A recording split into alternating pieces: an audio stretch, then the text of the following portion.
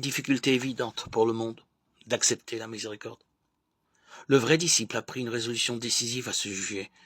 Objet de la miséricorde, il ne peut plus être que l'homme de la miséricorde. Et cette attitude le mène très loin. Il ne peut que récuser tout esprit de vengeance, même lorsqu'il s'agit de venger des autres ou de venger des morts. Il ne cherche pas la punition du fautif, mais plutôt sa conversion. Et il pense que tout homme normal est apte à la conversion. Être miséricordieux, c'est avoir le cœur chargé de la misère des autres. C'est l'attitude fondamentale de Dieu. C'est celle que le disciple essaie d'adopter. Il tente donc de découvrir la misère de l'autre pour la porter avec lui, de cerner les misères qui ont été la cause profonde du crime. Misères de toutes sortes, qui n'apparaissent pas nécessairement à première vue. Or, cette vision sur les hommes n'est pas aisément acceptée par le monde. C'est la confusion perpétuelle entre la nécessité d'empêcher, de nuire et la vengeance entre le péché ou ce que l'on estime tel et le pécheur.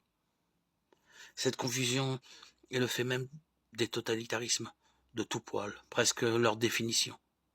La haine du péché, ou ce que l'on appelle péché, devient la haine du pécheur.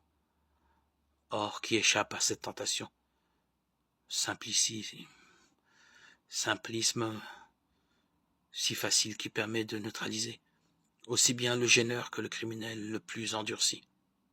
Au cœur même de cette confusion, la miséricorde n'a pas sa place. Elle devient même néfaste.